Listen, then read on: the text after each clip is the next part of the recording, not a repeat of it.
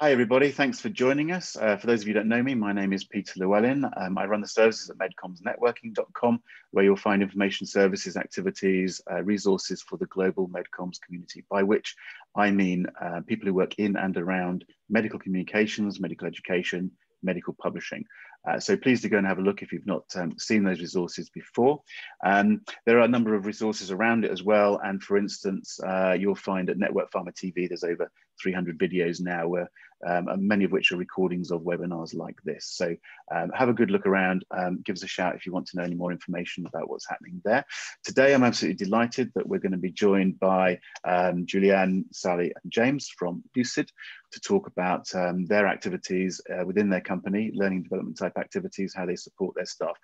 So without further ado, I'm going to hand over to Julieann to start her presentation, and then we'll have a Q&A. So those of you in the audience today, please do get ready to come in with your comments and observations. But for now, over to Julieann. Thank you.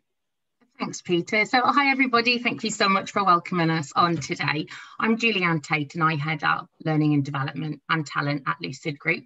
Really excited to talk you through, and I've been in the company about 2 years. So before I talk through my slides, I want to introduce my fellow panelists. Sally.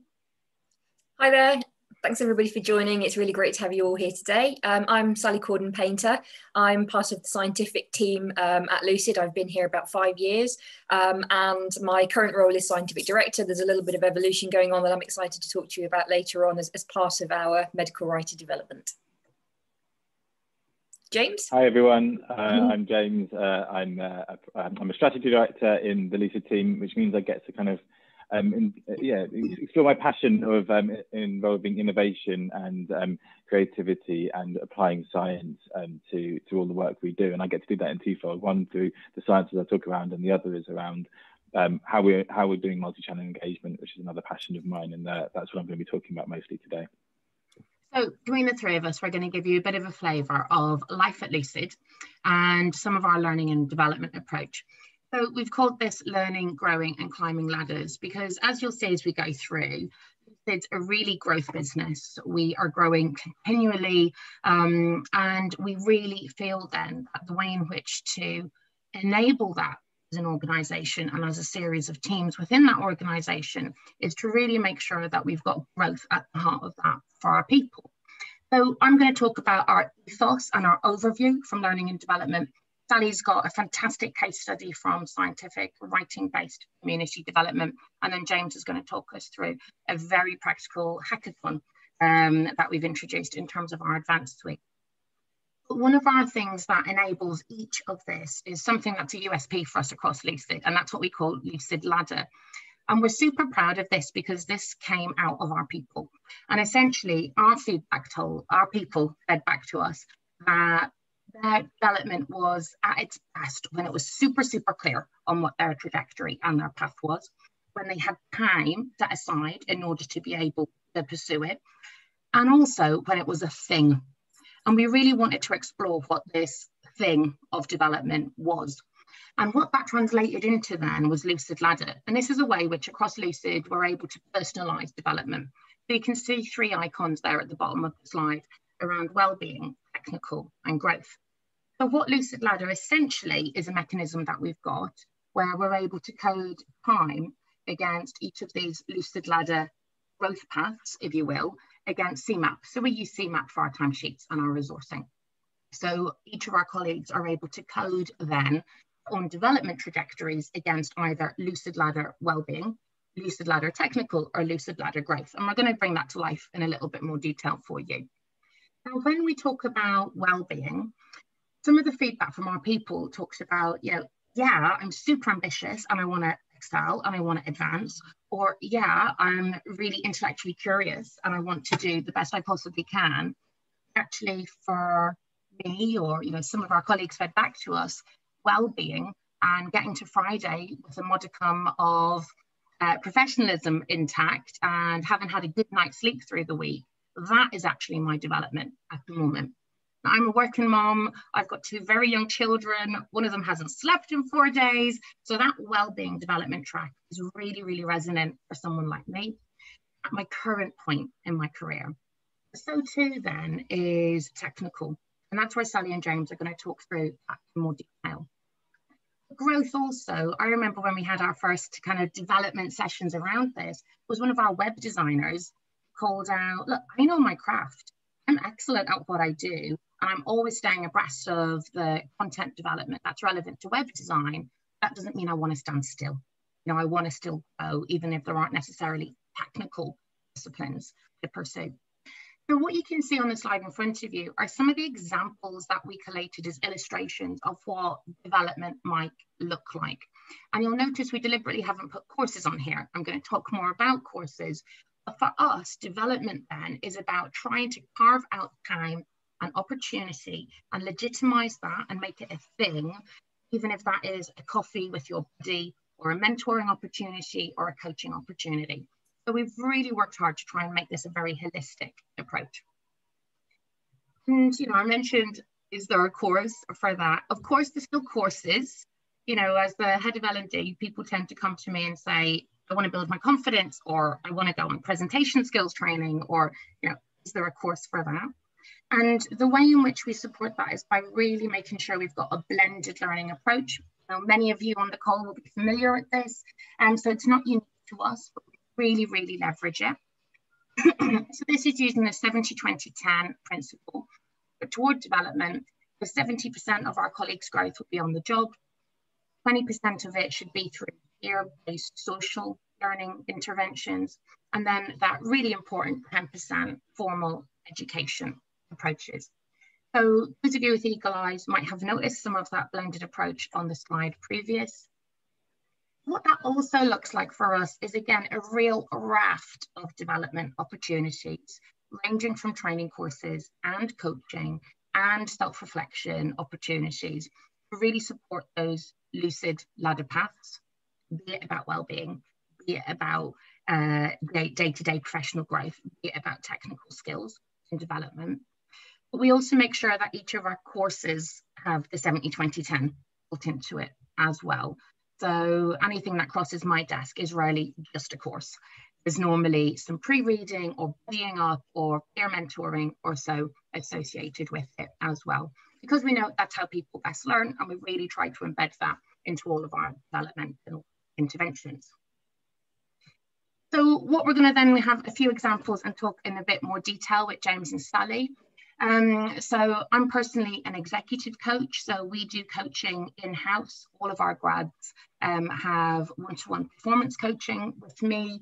We also offer it internally. We also broker external coaching for colleagues where there is a specific need for that. And I think that allows us to be super personalised and tailored to people, so that always lands well. We've also got Management Magic, which is a 10-module program based on management ability, and we have internal and guest external speakers. We're going to hear more now from Sally on Right Club, and then James will talk more about advanced change and hackathons, so I'll leave those to bring that to life. But we've also got other things on there like 30 Thursdays, where we're in the office, we're able to get into our bars and have a coffee or a glass of wine, whatever floats our boat, and have inspirational guest speakers. So we try and make sure that learning's really in the fabric of day to day. And also summer and winter meetings where it might be an organisational update, but we will endeavour to bring some type of learning path into that. The key thing that I'm going to finish off with is whether or not it's our LinkedIn learning catalogue or developmentathons. So much stuff that we've created and curated, but what Sally and James are going to talk through is the real personalisation of that. So at Lucid, everybody has 3 to 4 business objectives. They should have a really robust development plan supporting those objectives. And then each of these development options should then be selected based on what is relevant for them. We're not expecting anybody to access all million courses on LinkedIn Learning or attend all of this. That's not how we roll. So excited to hand over to Sally, who's going to give you a little bit of flavour of our scientific community and how we've evolved that from our Centre of Excellence into something really fantastic, which we now know and love as Right Club. Sally, over to you. Thank you, Julieann. So those of you who are familiar with a certain Brad Pitt movie will note that we are going to break the first rule here of Right Club by talking about Right Club. I'm going to set that into a little bit of context around some of the way that we approach writer development specifically, and just give a bit of an example from my own experience over the last 18 months or so. So, I mean, there are questions, I guess, that we ask ourselves when we think about the landscape around medical writing as a career, really. So, and these are some of the things that have informed our approach here at Lucid. I guess, you know, you don't really need me to sort of read these to you, but essentially it comes down to what do people want from their career? Is it clear for writers or people looking to become writers from the outset what a career path might look like? Is that accessible? Is it meaningful and resonate with people? Do people value consistency across our industry? You know, different approaches to career pathways important? Does it matter? You know, how can we build up the viability and the visibility of this career as a long game, you know, somewhere where there is longevity and lots of opportunity to grow? We look at reasons why we might lose people along the way there. So not just between companies, but also out of industry altogether, or even, dare I say, to the dark side of pharma, to the client side. And do we sort of, from my side, do enough experienced writers, people with a few years under their belt, do they continue to see clear development opportunities beyond just their technical skills? Do they see a route into leadership, coaching, mentoring, all those lovely things Julieann was talking about, business development and strategic roles, business leadership? So really looking at the sort of the long game and the longevity of a career in MedComms, what have we considered at Lucid while we've been sort of developing our writer plan? So thank you, Julieann. So what did our Lucid employees tell us over various periods of consultancy and some of what Julieann was speaking about? What do they want from their medical writing career? So there's an element of structure, formal training, formal L&D, writer-specific technical and presentation skills. But also there's a big piece about access, so access to expertise, secondment, shadowing, and that all important time investment that Julieann was referring to. So the ability to work as a non-billable member of a team for shadowing, for example, or to spend periods of time doing things related to broader professional development. People also want opportunities around best practice sharing, things that reflect their own passions as well. So not only as somebody who can learn from others, but somebody with the opportunity to share their own skills, their own passions, and bring other people on that journey with them as well. And then they really wanted cohesion. You know, there's a big piece around the writer community and opportunities to share knowledge, celebrate success, you know, celebrate the wins and pick each other up when you know, we've had a hard day, because we all have them. So that community piece was a really important part of the evolution of Write Club. Next slide, Julieann, please. Thank you. And also, what were they looking for as their role as part of a broader Lucid team? So we all know, those of us who've worked on any side of sort of MedComms, whether that's client services or on the writing side, sometimes you need that empowerment, you need that permission and that culture where you can push back and create space. You can say, I can do it quicker, I can do it right. And we know that there's the client factor here as well. But, you know, that empowerment for our people within that broader team structure to say, I need a bit of space. Transparency is really important to everybody in a company culture around resourcing, how decisions are made about how many writers a particular account gets, for example. Transparency around broader team structure and business decisions around pieces of business and things that will affect people's day-to-day lives. Recognition, I think, is something that's important, and that's not about the dollar, if you like. It's the recognition as equal partners with other functions. So, you know, writers are kind of the soul of the team, really, and their professional development is so important, but also their satisfaction is also critical to their retention in the business as well as retention in the industry, and that empowerment piece to sort of take charge of their creativity. So, you know, most of us are scientists to a greater or shorter amount of time before we came into MedComms, but a lot of us are very creative souls. So we want to be doing storytelling, we want to explore visual and conceptual boundaries, to think about behavior change intervention through creating powerful tools. You know, we want to bring that, you know, in the central Lucid ethos of transforming patient lives really comes into that. We want to be making that impactful difference. So that freedom to explore creativity and to push boundaries is also something that people find really important. So this is essentially our medical writer career strategy if we break it down into 4 pillars. And I'm going to focus on the really sort of writer specific and scientific pillars here as Julieann's really covered the broader sort of ladder and L&D piece. But I'm going to start at the far end of this graphic on the community piece that I mentioned earlier, because that's so very important to creating this feeling and this sense of belonging for the medical writer at Lucid. Next slide, please, Julie. So this is really where our approach has evolved from some of the sort of earlier approaches, if you want to think of it that way, at Lucid across our business, of how we train and develop writers. We've historically had a few different approaches with greater or lesser degrees of success.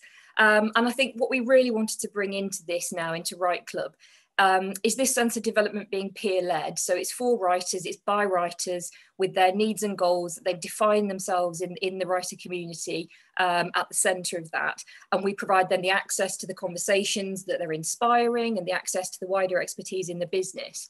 So what we've established is Write Club, first and foremost, others may disagree, for me, first and foremost, it's a community hub that centres around this shared love of writing, and that can be anything from blogs to stories for your own kids to high science.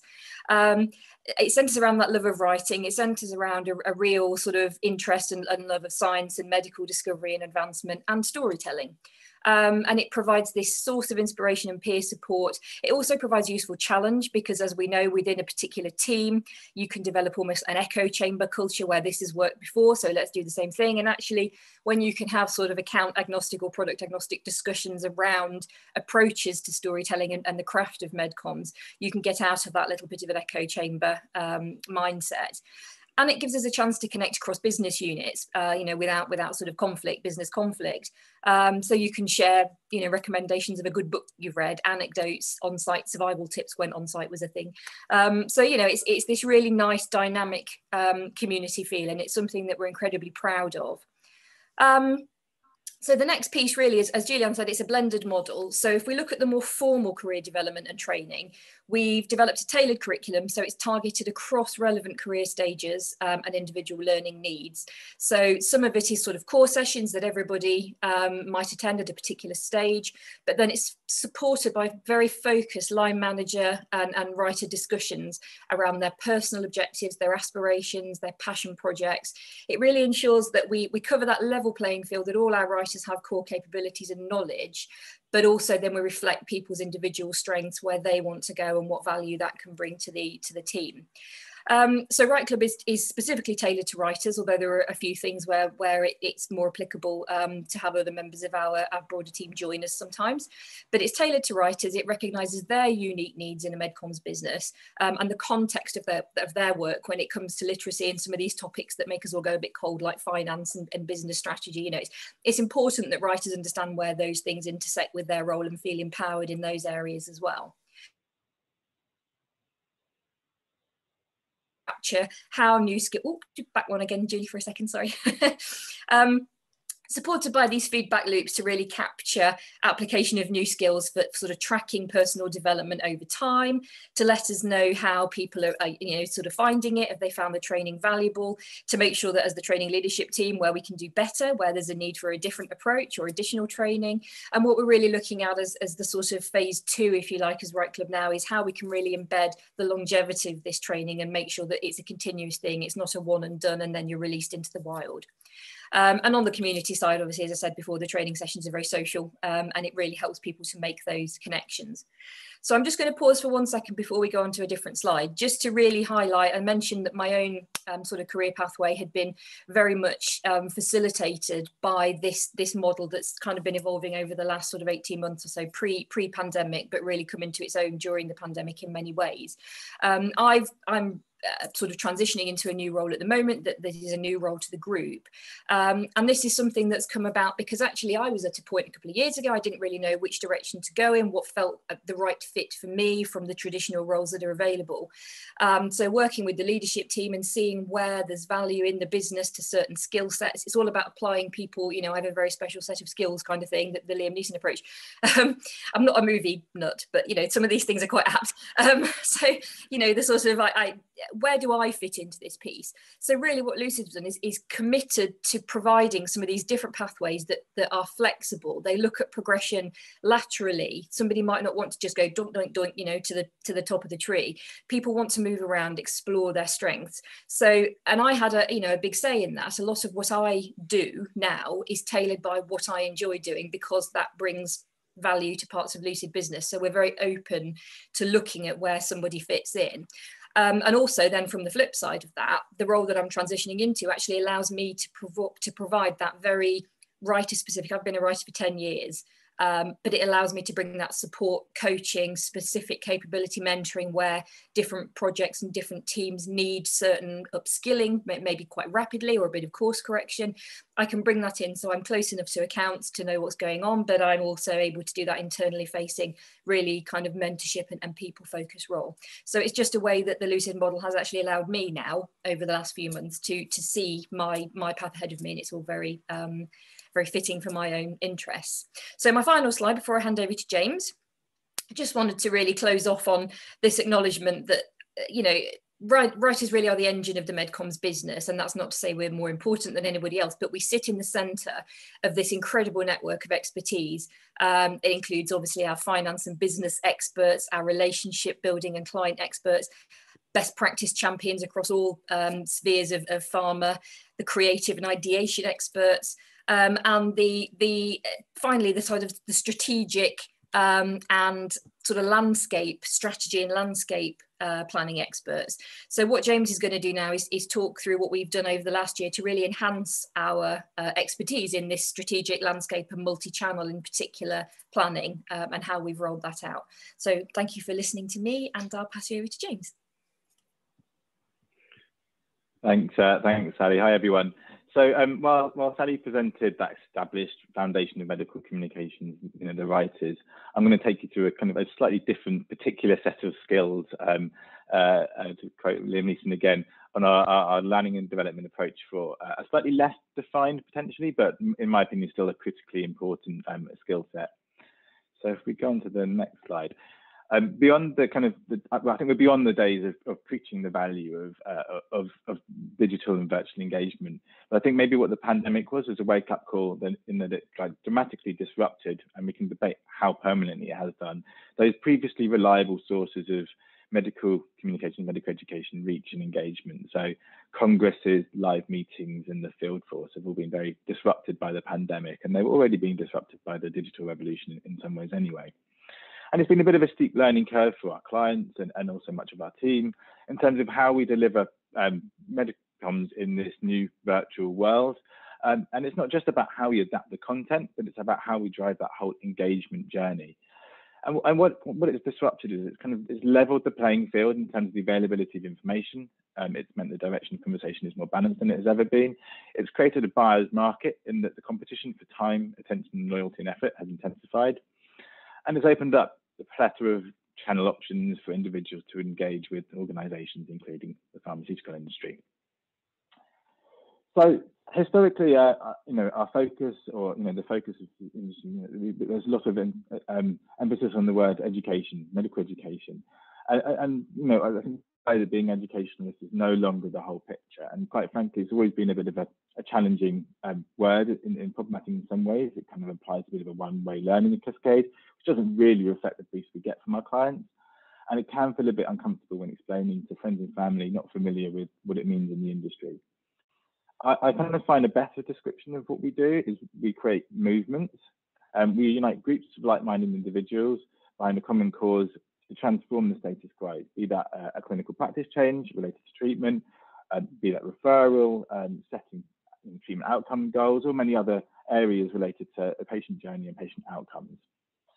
So if we frame our conversation around this concept movement, it's really clear that there's a particular different skills and capabilities required to create these movements in clinical practice, in the same way there would be if you were creating a social political movement.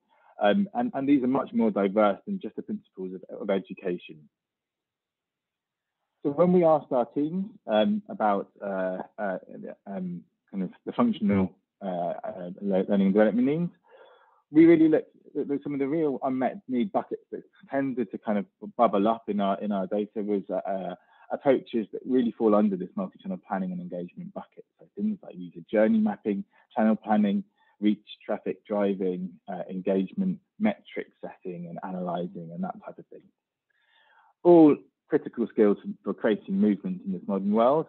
And for many, it's kind of shrouded in a degree of uncertainty, as it's not so familiar as things like managing a faculty or setting out a pubs plan or designing an agenda for a meeting. It's a new thing for many people. I can't share some of the research we've done here, but actually these trends are reflected in some of the work we've done with our clients. So we surveyed the learning and development for over 2,000 medical affairs colleagues in one company, and we actually found very similar unmet needs emerge in terms of the themes of where the gaps of knowledge and expertise was. I guess it's not necessarily a surprise, but it does reflect that shift that the pharma industry is going through, and one that most industries are probably further advanced in. So if you go on to the next slide, it's why in 2020 we set out our manifesto for multi-channel, and we called it Advanced Change. And we wanted to bring something together that demystified multi-channel techniques and a lot of the jargon, to put it bluntly. We wanted something that was a little bit more aspirational and inspirational than kind of the technical elements. And we wanted it to build out from our existing advanced suite, which kind of includes our traditional approach to behavior change. And it's critical to keep this in line with our company vision of transforming lives. So we focused on this idea of creating movements. And apologies if I go a little bit meta here, but the way we approached our internal learning and development was a bit like creating our own internal movement. So our objectives for the movement were to drive standards and consistency of multi-channel programs delivered across the Lucid group, to build a network of pioneering specialists within Lucid, and to apply those new capabilities to drive industry leadership, clinical client partnership, and transform lives. So actually, if you think about this, this really reflects that 70-20-10 that Julieann presented. So, number one is about building out that education. Number two is about facilitating exposure to peer-to-peer sharing. And number three is applying this in our everyday work. And kind of to wrap up, we wanted to be experimental in how we rolled this out in a range of virtually enabled formats. So it wasn't just that we were hindered by the fact that everyone was working virtually, but actually we could apply that virtual, we could apply some of the technology to make it a better learning experience and collaboration experience. So we launched as part of the presentation within the Festival of Festivities, which is something we did in the week leading up to Christmas. It was a week of training and other kind of virtual organised fun. I mean that in a good way, activities in the week leading up to Christmas. We also had hackathons. So we use virtual whiteboards to curate expertise across the group on different themes within the multi-channel space, which allows people to dip in and out over the course of the week, which helps with engagement when it's, we've been very busy with their day-to-day. So we structured it in that way, and that allowed a more flexible input and collaboration. We identified experts, our champions, for different elements of multi-channel planning and execution, and we worked together to collaborate using MS Teams and build our slide deck, which is our big playbook for advanced change, which talks through all the different areas of advanced change. And then we kind of broadcast that through blogs, through webcasts, and we chunked up some of the slide resources and sent them out with some of these, with the blogs and the webcasts, and we're still in the process of doing so, which allows us with a good discursive format with the champions. They're kind of relatively informal for an internal audience, so nothing on yours, Peter, but it's been quite fun kind of making them and putting them together. So just to wrap up on the next slide, before we give Peter the chance to open up discussion, I hope Sally and I have demonstrated some of the examples that Julieann presented around the 70-20-10 principle of our learning, where the formal education plays an important part in our career development, but what also plays a more regular part is the exposure to social and peer-to-peer learning and on-the-job experiences. And what we're doing is facilitating that. So a lot of the initiatives we're establishing are designed to facilitate that for different functional medical specialisms, really identifying the unmet need of where the way the industry is going and where we need to be upskilling to be industry leading.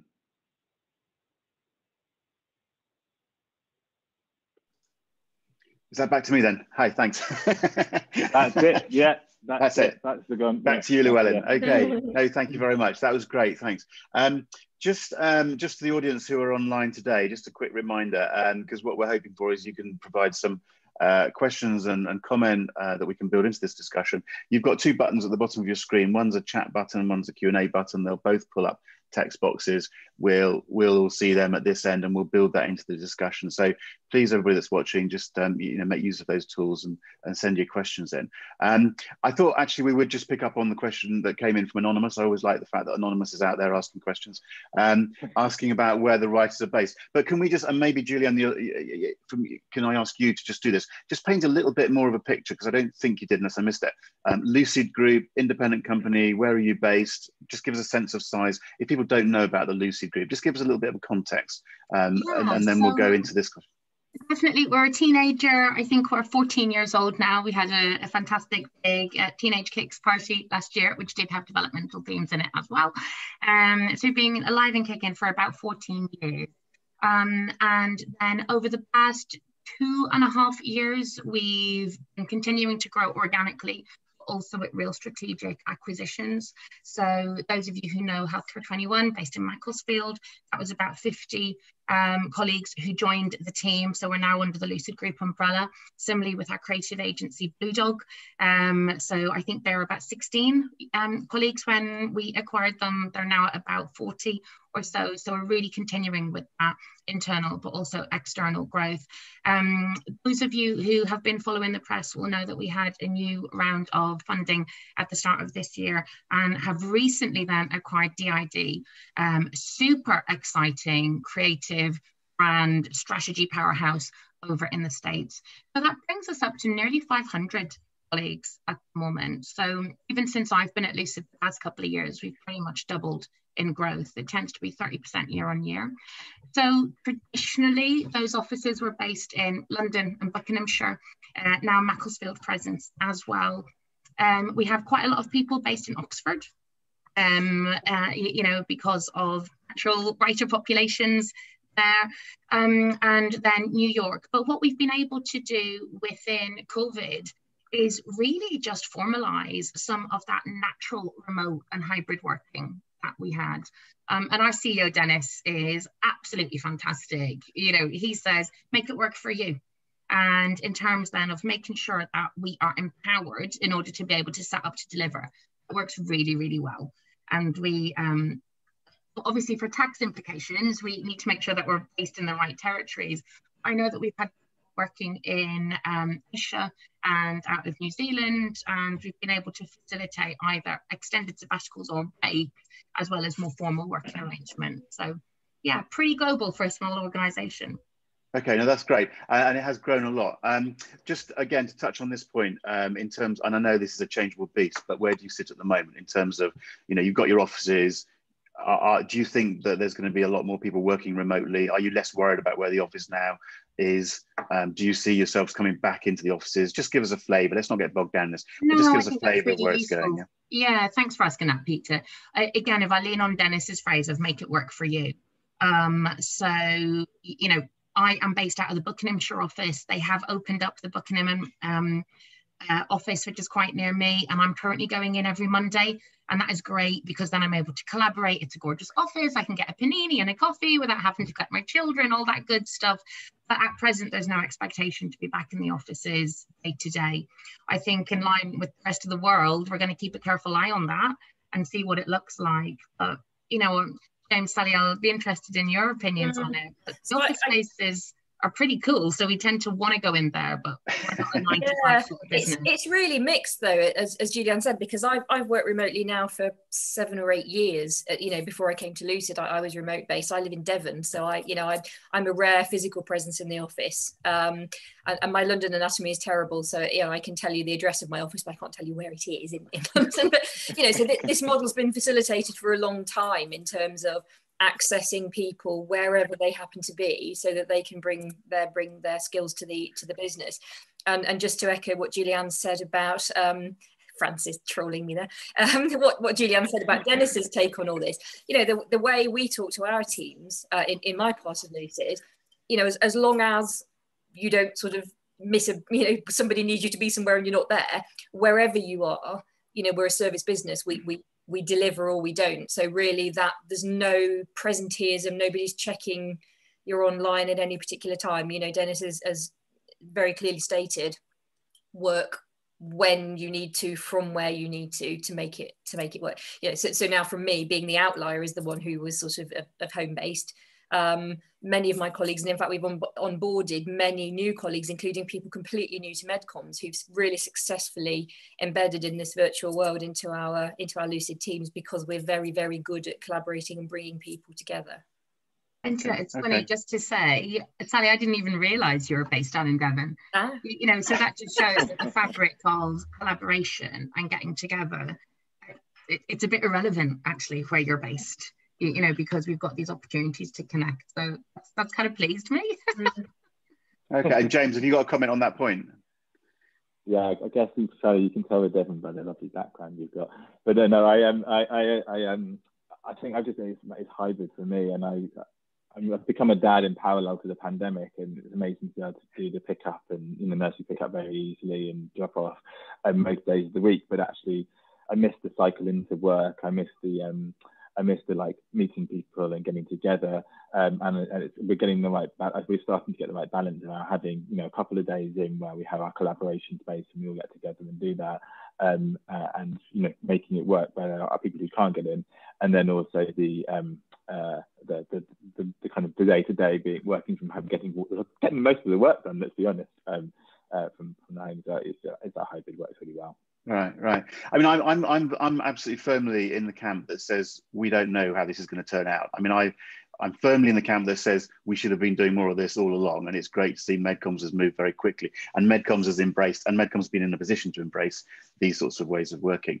But I'm also very firmly of the opinion that despite all the positive chat, and MedComms agencies have made it work, but I still think we're a long way from really understanding how it works properly, and the degree of importance of having people together physically in terms of all sorts of things. And we can come at this from a number of different points of view, but just trying to home in a little bit. And again, Julieann, from your point of view, from a learning and development point of view, just in brief, are you agreeing with me, or do you think it really is as simple as we can do all this online so it doesn't matter anymore? I mean, just a little bit of the sense from your point of view, learning development manager, how you see the face-to-face versus the virtual thing, yeah? So two considerations for me. One, and it's at the heart of our Lucid Ladder, Wellbeing. So I think we cannot underestimate the impact of mental well-being from working remotely. And I think in some cases and for some people that is super, super positive, and in others it is not. So I think we've got to be very respectful and considerate to respecting individuals' needs within that. And just as an aside, I know that, so for me, as a true extrovert, I thought I would hate working remotely. I love it more than I ever thought possible. So, sometimes we don't know how that's going to go.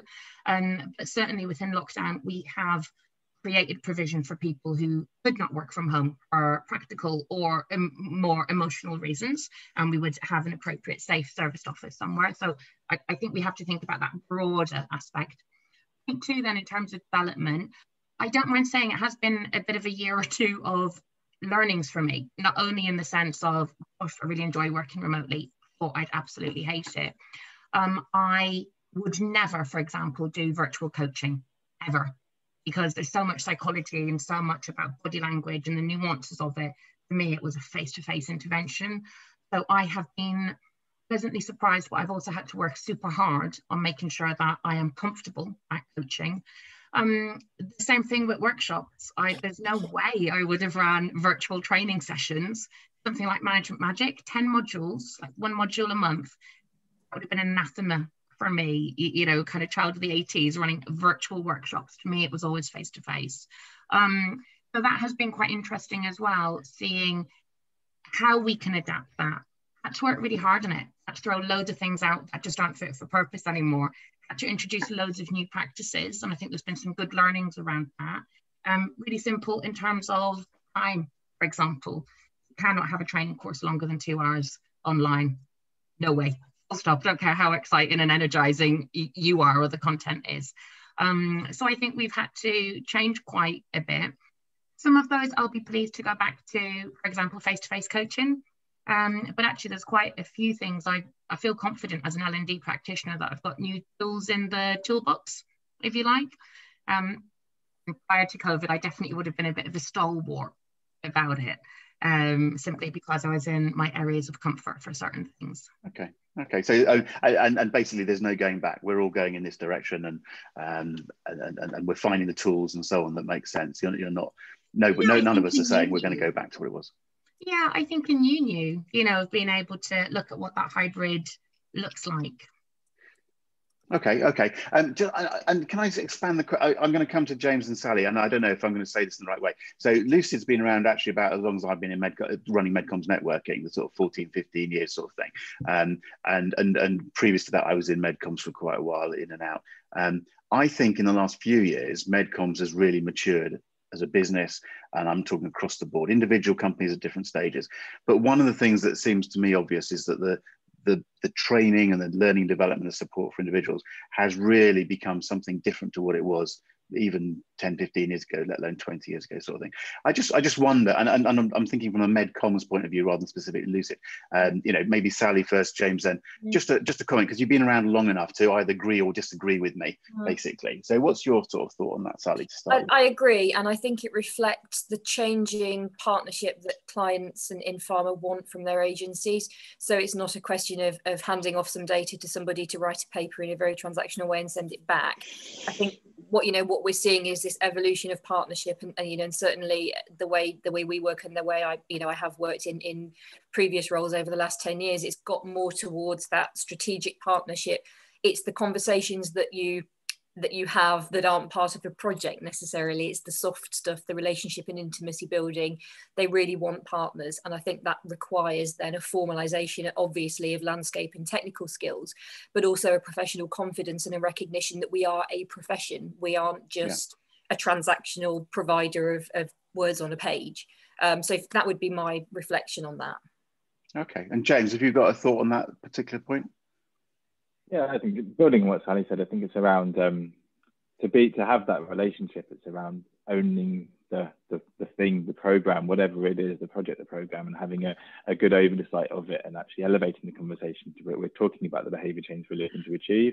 We're looking at we're identifying who the kind of actors are in that behaviour change, and and looking at breaking that into personas or different groups, and then having a really clear educational journey for them, and then thinking about how we're drawing that together across loads of different tactical elements. So actually the conversation we're having as part of our program planning is elevating the conversation and elevating our position from just that tactical, give me a symposium, give me a live meeting, to something that much more of an ownership of a big program. Yeah, I think it's a really important message to get out there. So I tend to push it as much as I can, that MedComms has matured, and that if you're looking, for people looking to come into MedComms, there's an important message in there in terms of there's the career opportunity and the support, in a way that there wasn't when I started. And that's not to say people weren't trained actually quite well on the job. But there's a different approach now. It's a more mature approach. I think it's important. And one of the things you've dwelt on with the writers program and so on is that recognition that it's all very well concentrating on the newbies for a year or two, but they're going back not very long. One of the comments from a lot of people, medical writers in MedComms, would have been that was fine, but I'm not getting a lot to progress. And so I know you're talking from Lucid's point of view, I'm talking from a MedComms point of view, but I think it's worth saying from a MedComms point of view that a number of companies have really taken that on board, like yourselves, to say actually, you need to support people throughout. And I think that's an exciting thing about MedComms, and it's a reflection of the fact that it has matured a little bit, or quite a lot actually. But the kick that we've had in the last year and a half, I think is really interesting. The kick to MedComms work, the kick to digitization, remote working, the proof, which I think you've all mentioned, that stuff can be done in a way that maybe 18 months ago people didn't think it could be done, I think is really quite exciting.